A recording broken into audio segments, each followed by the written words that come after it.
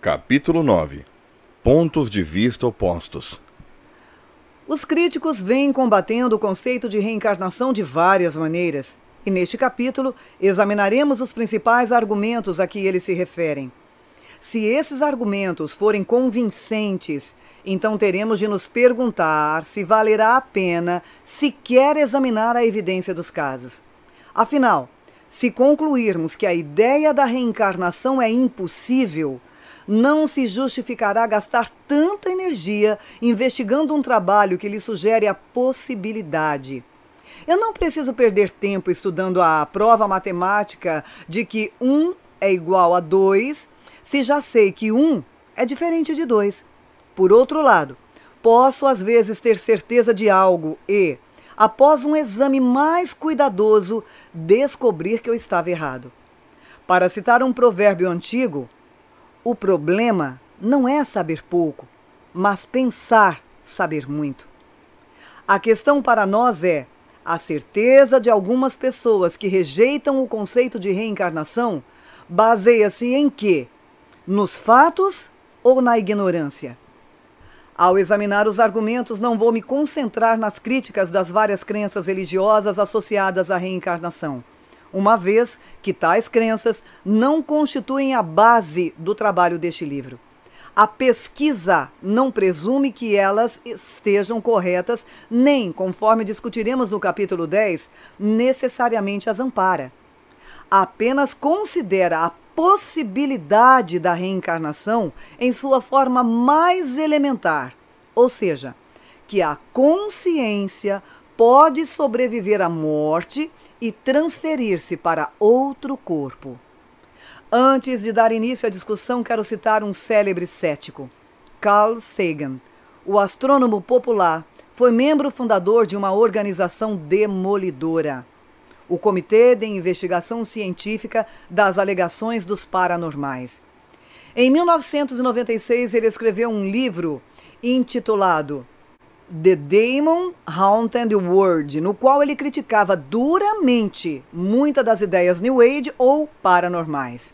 Mesmo assim, no seu livro ele cita: no momento em que escrevo, há 3 alegações no campo da parapsicologia que, em minha opinião, merecem estudo sério, sendo a terceira o fato de crianças pequenas relatarem detalhes de uma vida pregressa que, após examinados, revelam-se corretos e não poderiam chegar-lhes ao conhecimento por outro meio que não a reencarnação. Sagan não disse que acreditava em reencarnação, pois não acreditava, mas achou que deveríamos levar essa tarefa a sério. Haveremos de ignorar semelhante opinião? Investiguemos, portanto. A visão de mundo materialista. No campo científico, eis a primeira crítica lançada contra a reencarnação. Ela não pode acontecer porque o mundo material é tudo quanto existe. Segundo essa visão, a consciência é mero resultado do funcionamento do cérebro e não existe independentemente dele. Portanto, a consciência cessa quando o cérebro morre. Dizem os cientistas que as coisas são assim, ou porque a ideia da sobrevivência após a morte conflita demais com aquilo que sabemos sobre a natureza materialista do mundo, ou porque não existe nenhuma prova de que ela aconteça.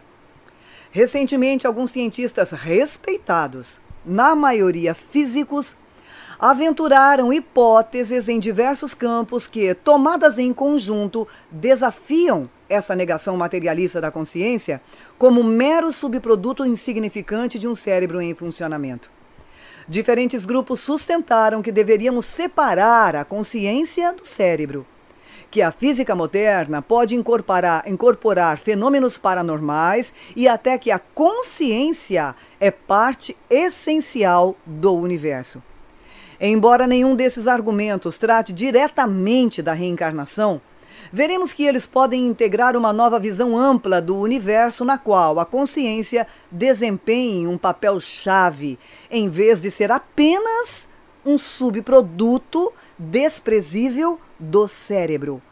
Semelhante entendimento talvez propicie a ideia de uma consciência que funciona independentemente vir a fazer parte do nosso conhecimento científico. O conceito segundo o qual a consciência pode ser tida como separada do cérebro vem por vários modos, ocupando o cerne do problema da reencarnação há muito tempo. Descartes desenvolveu o conceito de dualismo no século XVII, a fim de separar a mente, que é o mundo dos pensamentos, da matéria, incluindo o cérebro. Nos termos desse conceito, ele propôs que uma esfera imaterial, a dos pensamentos, coexistia com uma esfera material. Se a mente imaterial está separada da matéria do cérebro, vemo-nos às voltas com o problema de saber se ela pode continuar existindo depois que o cérebro morre. Muitos cientistas ortodoxos consideram absurda a ideia de que a substância imaterial da mente possa interagir com a matéria do cérebro, e alguns chegam ao ponto de dizer que o conceito de dualismo viola leis conhecidas da física. Se a mente afeta o corpo, então deve modificar uma entidade física, ou seja, as células cerebrais, sem dispor de energia física ou massa a elas associadas. Tal modificação exige um dispêndio de energia. Ora, como não há aí nenhuma fonte de energia disponível, o processo violaria o princípio da conservação.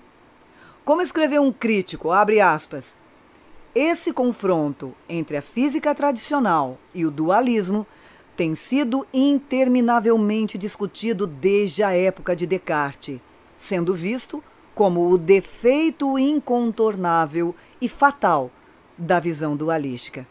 Fecha aspas. A isso replicou o físico Harry Stepp, abre aspas, o argumento depende de identificarmos física tradicional com física do século XIX.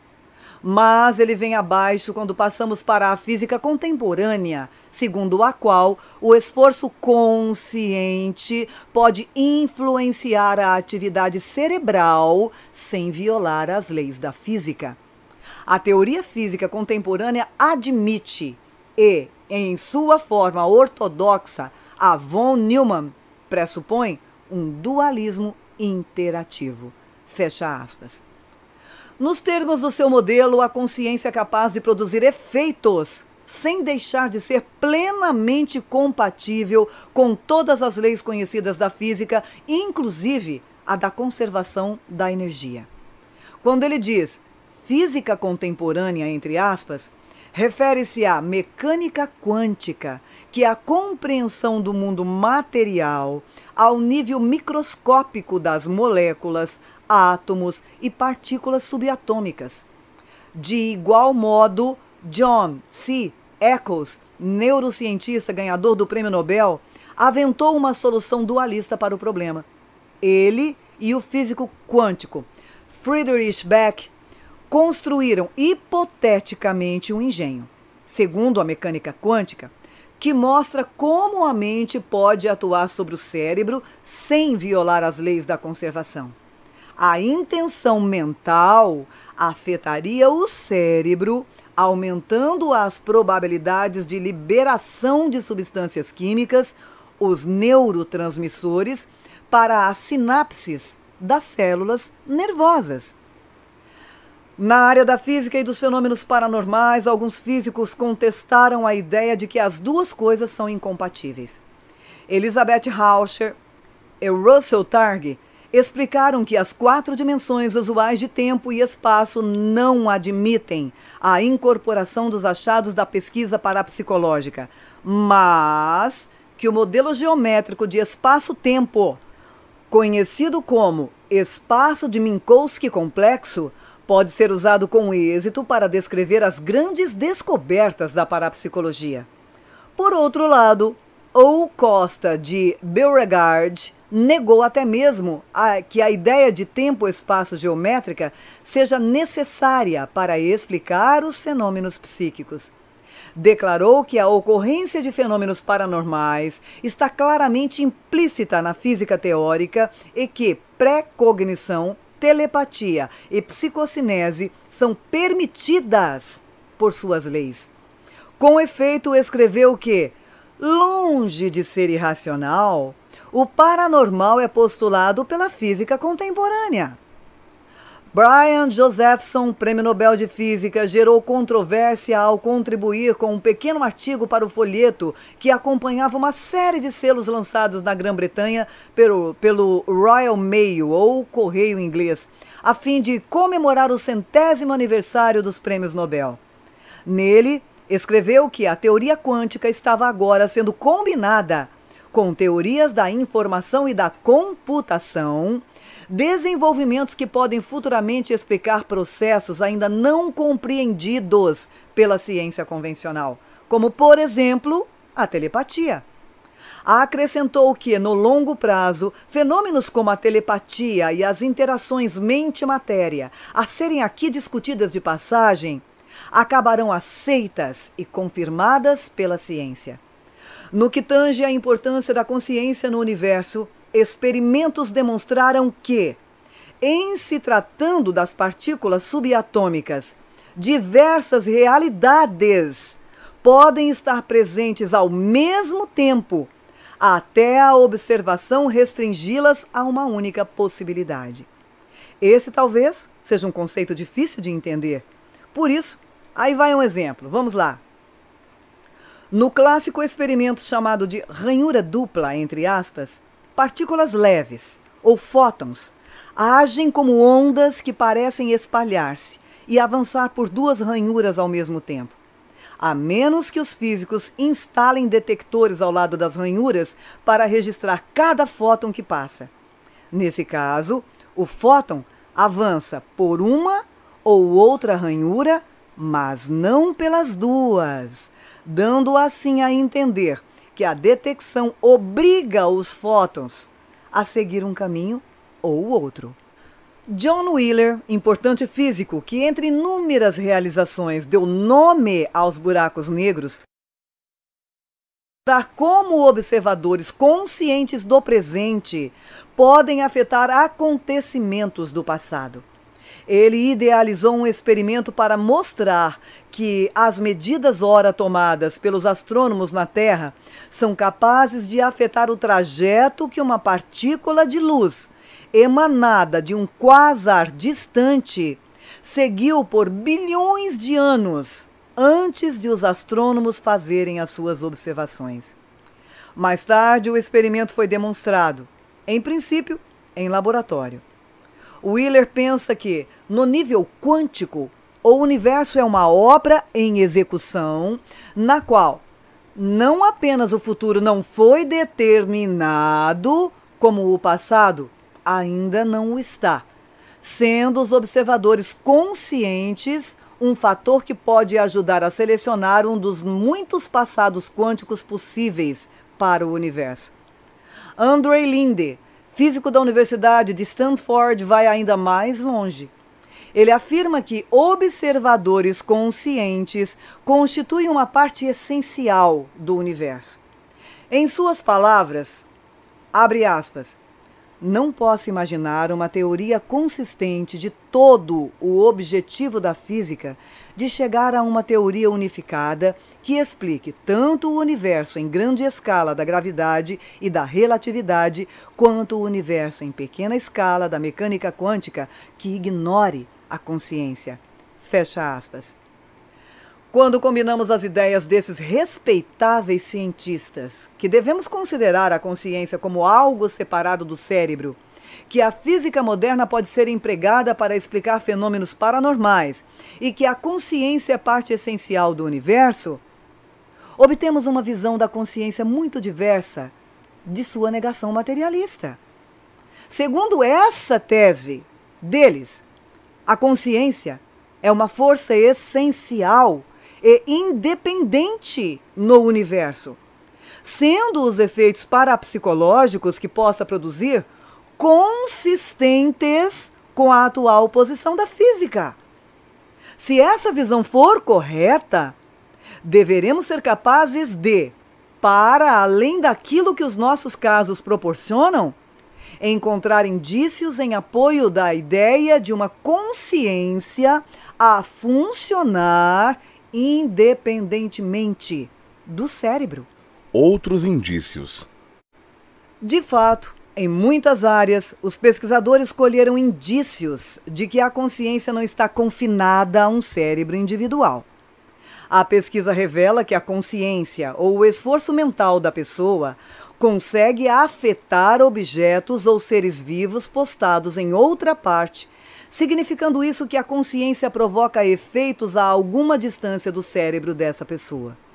Um grupo de estudos procurou descobrir se alguém é capaz de alterar o funcionamento desses sistemas físicos usando apenas a mente.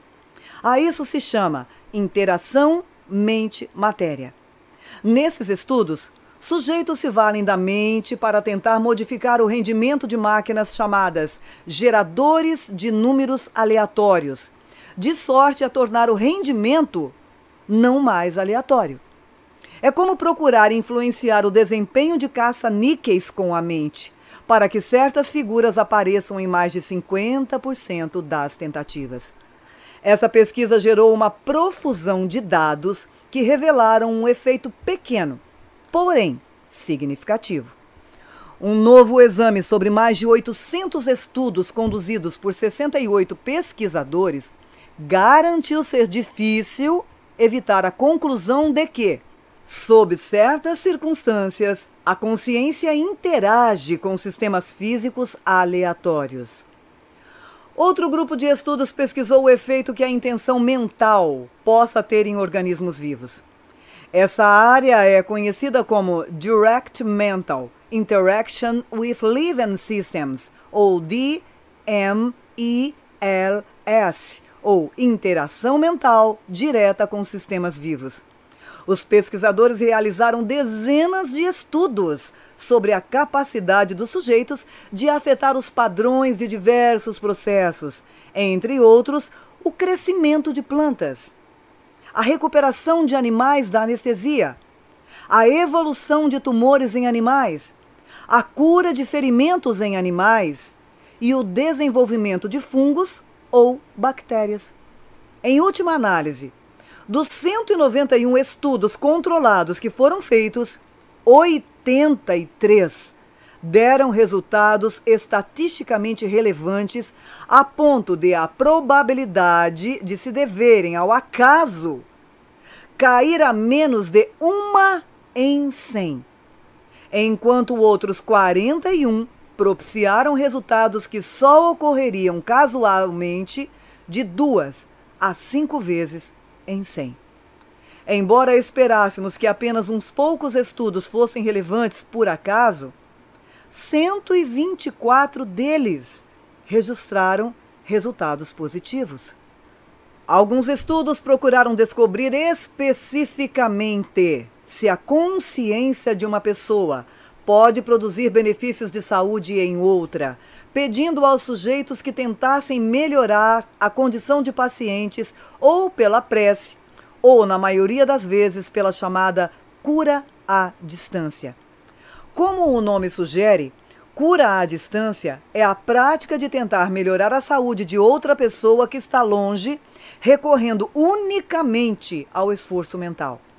Nesses estudos, os pacientes não sabiam se os sujeitos estavam usando a prece ou a cura à distância em seu benefício. Houve resultados positivos para condições como doença cardíaca e AIDS. Um exame concluiu que, de 23 estudos, 13 revelaram efeitos de tratamento estatisticamente significativos, ou seja, muito mais do que esperaríamos do mero acaso. Todos esses estudos, quer com máquinas, organismos vivos ou pacientes, indicam que a consciência pode mesmo atuar distanciada do cérebro. Embora isso não seja o mesmo que dizer que a consciência sobrevive depois da morte do cérebro, se ela consegue agir fisicamente separada deste, temos de nos perguntar se não conseguirá também atuar isolada no tempo de um cérebro em funcionamento. Haverá outro indício que defenda a ideia da continuidade da consciência após o falecimento de um paciente? Uma área de pesquisa desse problema é das experiências de quase morte. Muitas pessoas que sobrevivem a um acidente quase fatal ou ficam clinicamente mortas por um curto período de tempo relatam experiências vividas durante esse lapso. Tais experiências envolvem muitas vezes a impressão de deixar o corpo e testemunhar eventos de cima, para depois dirigir-se a outra esfera, onde se encontram parentes ou entidades religiosas. Boa parte disso é subjetiva, sem dúvida, e não pode ser provada. Mas algumas pessoas afirmaram ter visto ou ouvido o que se passava embaixo delas durante a experiência de quase morte, e se provou depois que tais fatos realmente aconteceram. Uma dessas pessoas, Pen Reynolds, descreveu minuciosamente equipamentos médicos que não lhe eram visíveis quando ela estava desperta e uma conversa que ocorreu na sala de operações quando ela estava inconsciente, durante uma cirurgia para a remoção de um aneurisma cerebral em que o seu corpo foi esfriado a 16 graus, o coração parou e o sangue teve de ser drenado das veias. Em outro exemplo, o Dr. Bruce Grayson, da Universidade da Virgínia, examinou o relato de um homem chamado Al Sullivan sobre o que ele vivenciou durante uma cirurgia emergencial de ponte de safena. Disse o homem que, ao olhar para baixo durante a experiência de quase morte, viu o cirurgião esfregando os cotovelos. O cirurgião e o cardiologista do Sr. Sullivan confirmaram ao Dr. Grayson que, de fato, os cirurgiões têm o hábito de esfregar os cotovelos após lavar as mãos para começar a operar. Outra área de pesquisa concentra-se em relatos de aparições, nos quais as pessoas se dizem visitadas por entidades que não estão fisicamente presentes. Os estudos sobre esse assunto tiveram início no final do século XVIII. Costumam envolver vivos ou mortos e alguns falam em visitas de pessoas ao tempo de sua morte, embora as testemunhas da aparição não tivessem motivo algum para supor que elas estivessem morrendo.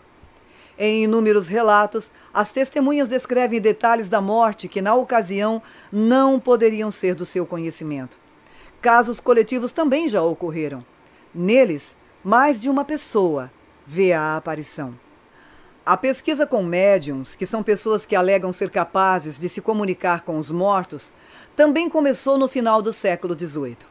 Embora alguns deles tenham sido flagrados em fraude e outros dessem informações que poderiam muito bem colher por meios normais, sabe-se que uns poucos, realmente talentosos e cuidadosamente examinados, conseguiram revelar conhecimento específico e pessoal dos consulentes e de seus entes queridos já mortos.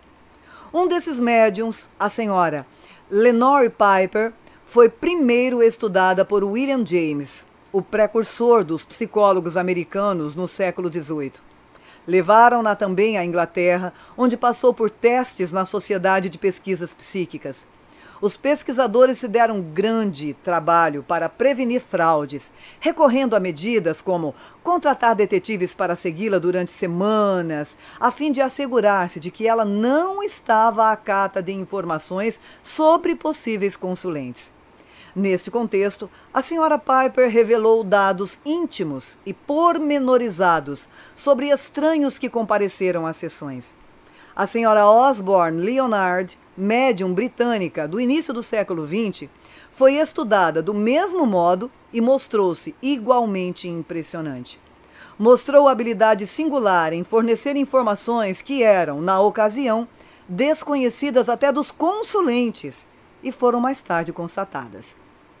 Nos últimos tempos, a mediunidade praticamente assumiu feição de indústria caseira, com inúmeros médios se transformando em astros de televisão. Embora esse novo grupo não tenha sido pesquisado com a mesma intensidade com que as senhoras Piper e Leonard o foram, alguns chegaram a participar de estudos recentes ou em curso.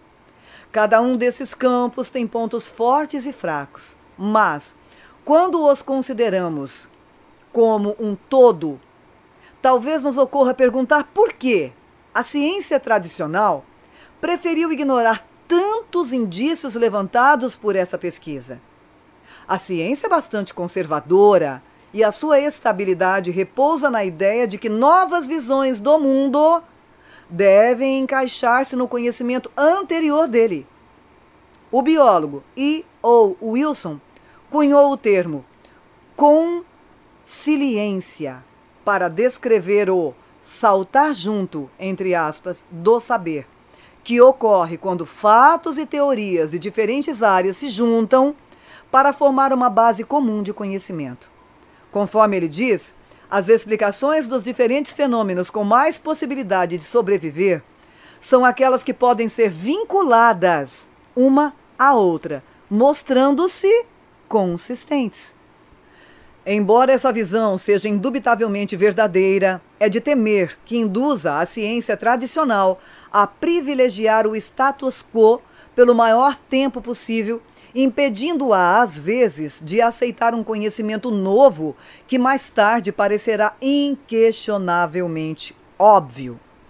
Essa história está repleta de exemplos infelizes, com a ciência tradicional voltando as costas a uma profusão de evidências que desafiam ou desafiavam o saber ortodoxo. O problema remonta, pelo menos, a Galileu, obrigado a comparecer perante a Inquisição em 1633 por defender a ideia de que a Terra é que gira em torno do Sol e não o contrário. Outros exemplos particularmente infames incluem a incapacidade dos cientistas de reconhecer a existência dos meteoritos, embora os fazendeiros com frequência relatassem que choviam pedras do céu sobre os seus campos. Os cientistas achavam essa ideia ridícula. Como cairiam pedras do céu, se no céu não há pedras? Então vem o pobre Ignaz Semmelweis, um obstetra do século XVIII, que morreu no manicômio com 47 anos, após ter sido aviltado por afirmar que menos bebês morreriam durante o parto se os médicos lavassem as mãos antes de examinar as pacientes. No século XX, a ideia da deriva continental proposta por Alfred Wegener foi de início ridicularizada, apesar dos inúmeros indícios que a corroboravam, porque um geólogo pontificou, abre aspas, se acreditarmos na hipótese de Wegener, deveremos esquecer tudo o que foi aprendido nos últimos 70 anos e recomeçar do zero, fecha aspas. A sua teoria ficou esquecida por décadas, até se tornar a premissa para a tese atualmente aceita das placas tectônicas. A ciência ortodoxa, sem dúvida, rejeitou com razão muitas ideias absurdas. Mas determinar quais ideias devam ser levadas em conta e quais devam ser repelidas pode ser difícil. A natureza conservadora da ciência tem sido o seu ponto mais forte e o seu ponto mais fraco. A compreensão básica do mundo tende a mudar num ritmo quase tão lento quanto o da deriva continental. Mas a relutância em aceitar ideias novas tão prontamente evita que essa compreensão vá para adiante e para trás ao sabor do acaso. A necessidade de consiliência, isso é, a capacidade que tem um conhecimento novo de inserir-se no tecido do saber atual, ajuda a repudiar crenças errôneas, mas às vezes impede que percepções novas sejam aceitas. A pergunta para nós é: a ideia de reencarnação poderia ser consiliente com o que sabemos ou pensamos saber sobre o mundo em geral? Um dos problemas é que não dispomos de uma teoria adequada para explicar como a reencarnação funciona. Dispomos apenas dos rudimentos de uma teoria baseados na noção de que a consciência não está confinada ao cérebro. A consciência, numa dada pessoa, continua a existir depois que ela morre e, em seguida, pode ligar-se a um feto em desenvolvimento, trazendo consigo lembranças, emoções e até traumas. Embora esse conceito entre em conflito com a visão materialista do mundo, quando examinamos os indícios de uma consciência separada e sobrevivente, tais quais os registrei aqui, de par com as ideias recentes propostas pelos físicos, vemos que a afirmação genérica, segundo a qual tudo quanto se oponha à visão materialista do mundo é necessariamente falso, corre o risco de, um dia, ser considerada tão míope quanto as rejeições passadas pela ciência ortodoxa de fenômenos como o dos meteoritos. O campo da mecânica quântica pode fornecer um modelo para fazer com que um mundo de consciência se torne consciente com os nossos outros conhecimentos. O mundo das subpartículas possui regras muito diferentes das que regem o mundo das grandes massas constituídas dessas mesmas subpartículas, levando os cientistas a falar de mistério quântico. Ainda assim, o campo da mecânica quântica vem sendo aceito, lado a lado, com a nossa compreensão do macro-universo. De igual modo, as regras do mundo da consciência talvez sejam diferentes das que regem o mundo material, o que, entretanto, não impediria sua aceitação como parte do universo como um todo. Teremos de aprender mais a respeito da consciência antes que a maioria dos cientistas ortodoxos aceite a reencarnação. Mas a postura de alguns cientistas, dos mais respeitados, indica que a consciência talvez seja um dia possível. Mecanismos desconhecidos. Outro argumento semelhante ao materialista é que não devemos considerar a reencarnação como possibilidade, porque não conhecemos um mecanismo capaz de explicá-la. Não sabemos como uma consciência sobreviveria sem um corpo, de que modo ela afetaria o feto em desenvolvimento e assim por diante. A fraqueza desse argumento é desde logo óbvia, e mais óbvia se torna quando a examinamos em outros contextos. Felizmente, podemos dizer, a medicina nem sempre esperou a descoberta de mecanismos para tirar partido de tratamentos eficazes, uma vez que os médicos já prescreveram com êxito inúmeros remédios antes de conhecer o seu mecanismo de ação. O mecanismo da gravidade era um mistério impenetrável na época em que Isaac Newton a conceituou, mas mesmo assim as pessoas aceitavam a sua existência. Não tivemos um mecanismo para explicar a gravidade até Albert Einstein propor, em sua teoria geral da relatividade, que ela é a curvatura do espaço e do tempo. Esse caso demonstra que, para repelir uma ideia, alegar a inexistência de um mecanismo concebível não basta, visto que a curvatura do espaço e do tempo era, de certo, uma ideia inconcebível quando Newton propôs o conceito de gravidade.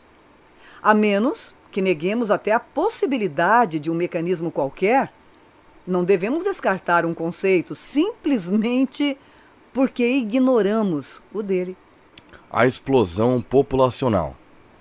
Já se argumentou que o aumento populacional anula a reencarnação como possibilidade. Segundo esse raciocínio, o aumento do número de seres humanos nos tempos modernos significa que todas as pessoas atualmente vivas não podem ter reencarnado várias vezes, porque a população hoje é muito maior que outrora. Várias objeções minam esse argumento. Em primeiro lugar, a reencarnação não tem que acontecer para todos. Alguns talvez renasçam por causa de assuntos pendentes, entre aspas, em vidas pregressas, devido ao tipo de morte ou por algum outro fator, enquanto outros não renascem nunca. Certas pessoas de hoje viveram outras vidas e outras não. Também é possível que mais pessoas estejam sendo criadas. Portanto, repetimos, mesmo que todos tenham vidas múltiplas, algumas atualmente no mundo já as tiveram, enquanto outras estão aqui pela primeira vez. Em todas essas situações, o número de pessoas vivas em qualquer época David Bichai, da Escola de Saúde Pública Johns Hopkins, mostrou que nem precisamos desses cenários para explicar a reencarnação frente ao crescimento populacional. Ele examinou a questão de quantos seres humanos já viveram na Terra.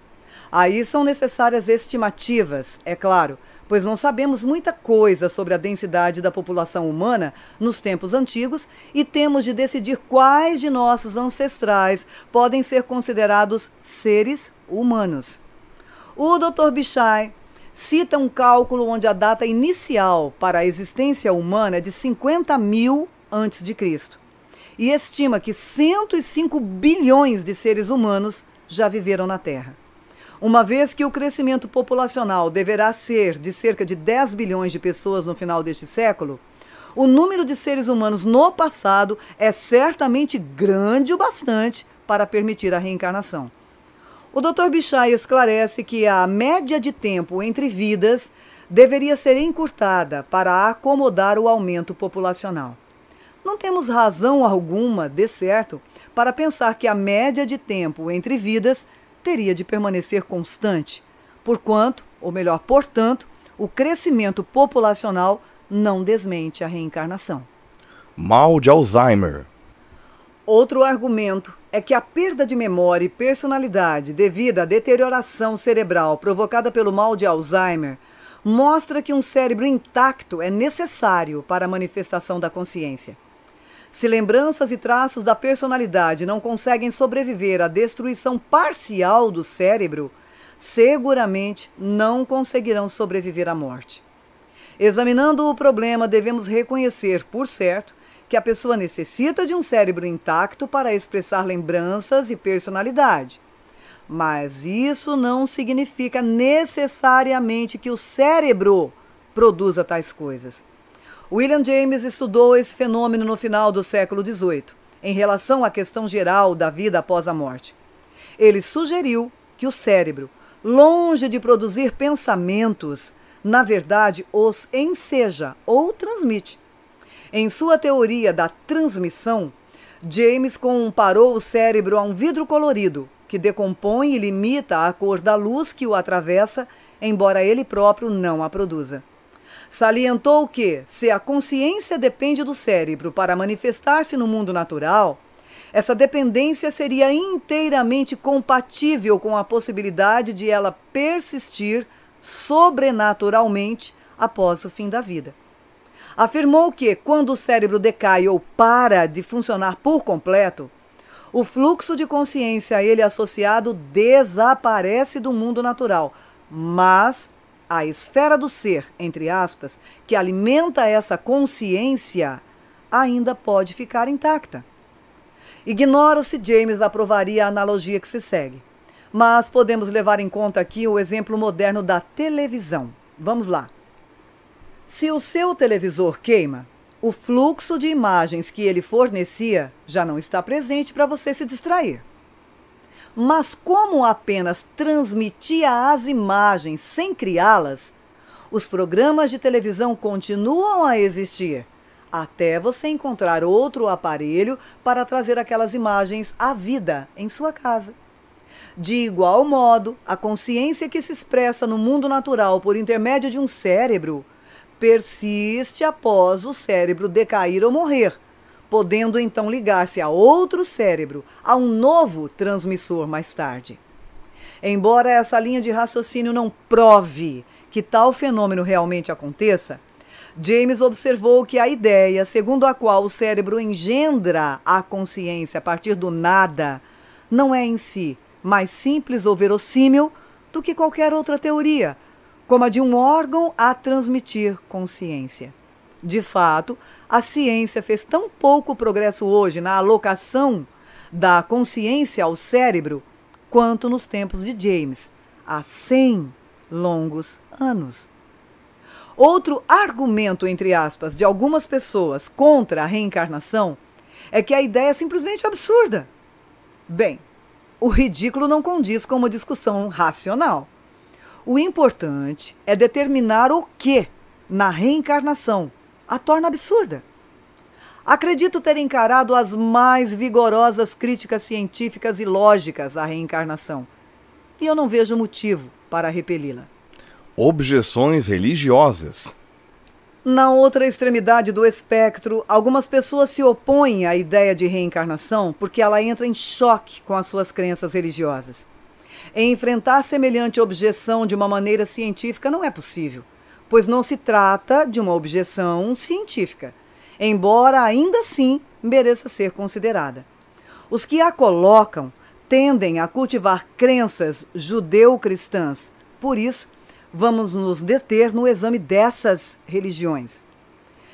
Embora a reencarnação não faça parte da doutrina judeu-cristã ortodoxa, alguns adeptos desta têm aceitado. Muitas pessoas hoje no Ocidente acreditam nela por conta própria, e certos grupos a incorporaram em suas crenças. No judaísmo, a Cabala acolhe a reencarnação, que também integra o sistema de crenças judaicas assídicas. Grupos de cristãos antigos, particularmente os gnósticos, acreditavam na reencarnação, e alguns cristãos do sul da Europa faziam o mesmo, até o Segundo Concílio de Constantinopla, em 553 d.C. Não se sabe ao certo o que aconteceu durante esse encontro, mas parece que alguns líderes da igreja condenaram ali a ideia da existência de almas antes da concepção. A Bíblia, no Novo Testamento, contém passagens que parecem aludir à reencarnação. Em Mateus, capítulo 11, versículos 10 ao 14 e capítulo 17, versículos 10 ao 13, Jesus afirma que João Batista é o profeta Elias, que vivera séculos antes, e não é de crer que esteja falando metaforicamente. Alguns observam, em resposta a isso, que, de acordo com o Velho Testamento, Elias não morreu, mas subiu ao céu num remoinho de vento, de sorte que voltou ao mundo e não renasceu. O Evangelho de Lucas contradiz essa linha de raciocínio ao descrever o nascimento do Batista, que começou a vida como bebê e não como um profeta maduro de regresso à terra. Outra possível alusão à reencarnação ocorre quando os discípulos perguntam a Jesus em João, capítulo 9, versículo 2, se certo homem havia nascido cego em consequência de seus pecados ou dos de seus pais. E pensarem que o homem teve uma oportunidade de pecar antes de nascer. Respondendo, Jesus não repele essa possibilidade, mas afirma que o homem havia nascido cego para que as obras de Deus se manifestassem nele e, em seguida, cura-lhe a cegueira. Afora essas passagens específicas, devemos nos perguntar se a reencarnação entra em conflito com as doutrinas judeu-cristãs em geral. A existência da reencarnação significaria que não logramos compreender plenamente a vida após a morte. Também outros problemas religiosos não são claros. A Bíblia está aberta a múltiplas interpretações, como se percebe pelas diferentes posturas das diversas seitas. A Bíblia, por certo, não apregoa o conceito da reencarnação, mas isso não significa que a reencarnação necessariamente entre em choque com o que está na Bíblia. De fato, não entra necessariamente em choque sequer com os conceitos de céu e inferno, visto que aqueles que acreditam na reencarnação, incluídos certos grupos muçulmanos xiitas, crê em que o juízo final ocorrerá após uma série de vidas, quando então Deus enviará as almas para o céu ou para o inferno, com base na qualidade moral de suas ações durante todas as suas existências anteriores. Além disso, a doutrina da reencarnação, de certo, não contradiz o valor atribuído ao amor e à caridade pelas religiões judeu-cristãs, como por todas as grandes seitas do mundo. Ela nada faz para mudar a ideia segundo a qual viver uma vida dedicada e ética é importante. Trate-se de uma ou de muitas existências. Em suma, passamos em revista várias críticas à reencarnação e vimos que nenhuma certeza frente à impossibilidade do fenômeno se justifica. Examinamos certas objeções. Por exemplo, as alegações de que não há provas da sobrevivência após a morte e de que o crescimento populacional inviabiliza a reencarnação. E descobrimos, de forma lógica, que elas não se sustentam. Vimos ainda que nenhuma das outras críticas justifica ignorar os indícios que a amparam. Nenhuma delas diz que acreditar na possibilidade da reencarnação é o mesmo que acreditar que 1 é igual a 2. Não temos um motivo adequado para rejeitar o conceito e os trabalhos feitos nesse terreno. Como escreveu Carl Sagan, precisamos estudar a sério as provas que esse trabalho produziu.